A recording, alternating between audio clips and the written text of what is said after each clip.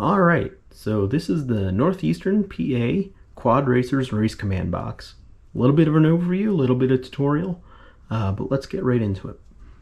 So, high level, this is a rifle case that we got on Amazon. This cover is the back of an old sign. Up here we've got our HD0 Event VRX. That'll take 4 analog or HD0 video signals in and put them out to our race control laptop via capture card. Up here is our Hertz Hunter by Nuclear Quads, their version of this open source project. It's a very basic but effective spectrum analyzer. We've got that plugged in via USB-C just so it's got permanent power. If I need to pull it off, it's just a command strip on the back, one of those Velcro style. So it's very easy to pull it off and take it wherever I need to if I'm not running a race, if we're going to a race, or, you know, just doing some field testing. Alrighty, so this is what makes our race command tick. Again, just kind of high level. We'll dive into individual components in a moment here. This is the underside of that white cover. It was, like I said, an old sign. We had the water jet cut. Since I have all the files to have this cut, I also have the exact hole spacing, so we made a little TPU. It's a little stiffer than normal TPU, but a little pass-through to send cables up. Might rework that again in the future. Like I said, we used to have a sound bar in here. When we pulled that out, we needed something to kind of shore up the back side of the sign so it wasn't flexing in.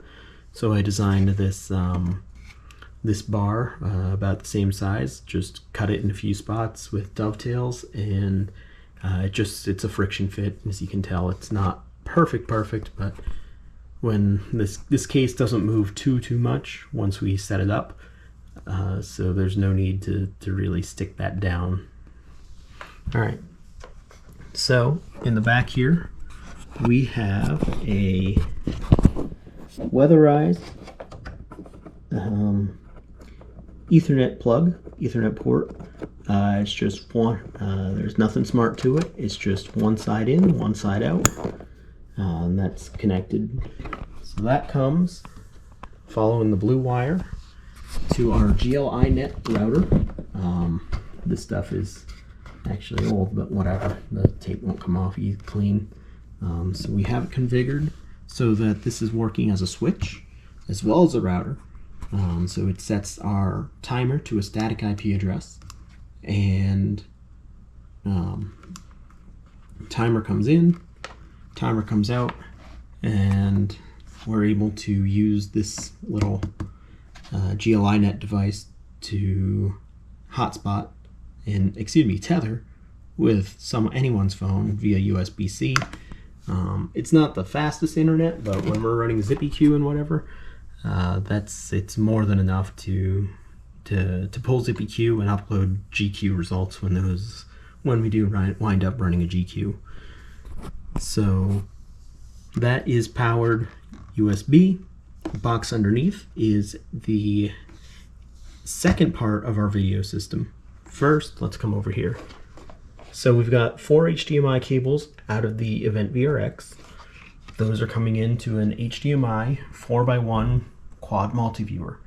So this will takes 4 signals, 1, 2, 3, 4, and puts them out so that we can follow this cable down, and it comes to this box. We don't use this too often, but effectively it lets us split the video from one source to 2.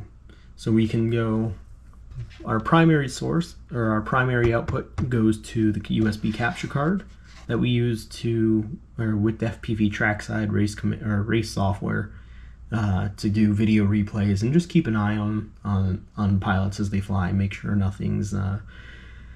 one's flying the course incorrectly, and more importantly, hey, I missed a lap. We can go back, and I'll get into that in another video, but we can go back and manually add laps based on video replay. But that HDMI cable is here. We have the ability to add a second HDMI cable And we use that one if we're throwing to a projector or to some other screen. Just the video, we're not throwing trackside at this moment, but we do have the ability to with just the laptop's HDMI ports. This is more of a put something on a projector on the wall so people can see unobscured video from pilots as they fly.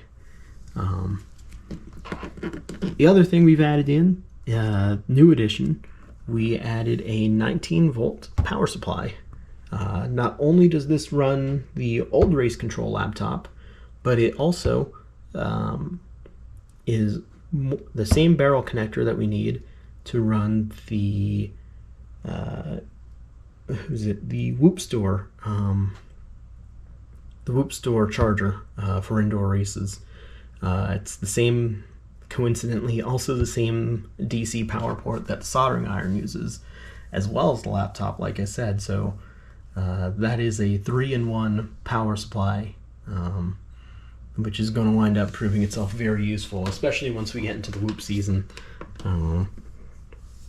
Let's see what else. The box underneath this HDMI quad viewer is the power supply for the Event VRX. A lot of these little boxes are powered by USB, so we have this Yizhu, probably butchered that pronunciation, but we have this Yizhu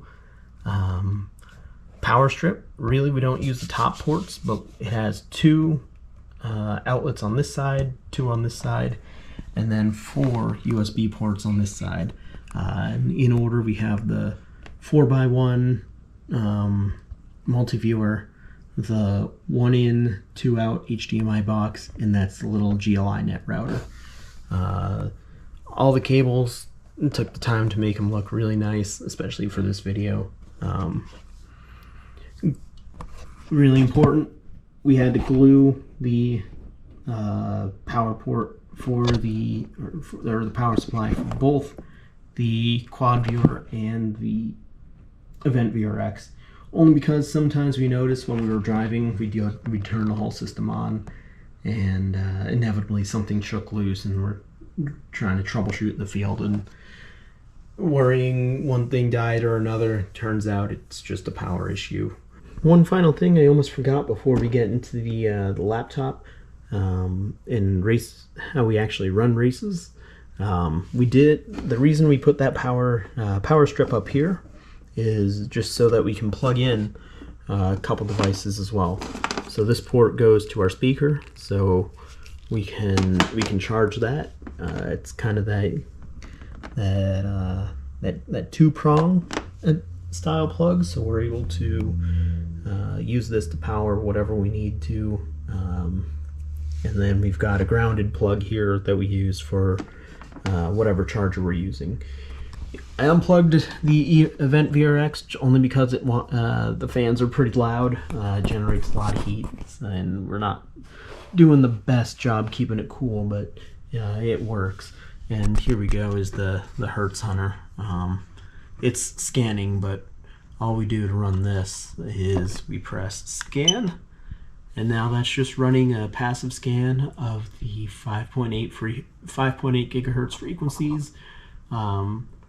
Specifically, we're looking at race band, and then we can use the 2 buttons here to scroll through left and right to see what peaks are on what channels. And then I did a little bit of diving into the code and made it a little bit custom for us. NEPA Quad Racers. Not sure how well you can read that, but anyways, when we're not using these cables, or any of the cables for that matter, it's just real simple. They tuck right down in here, and now we are hyper portable, ready to go to the next race. Obviously, we're about to get into this part. Oh, and the other things we keep in that little storage tray, we've got microphone, speaker, the microphone receiver, and finally as well as the 3.5 mil aux cable for the speaker. And we also keep for something else I can explain a little bit later, we keep an Immersion RC Ghost module. to do some fun stuff.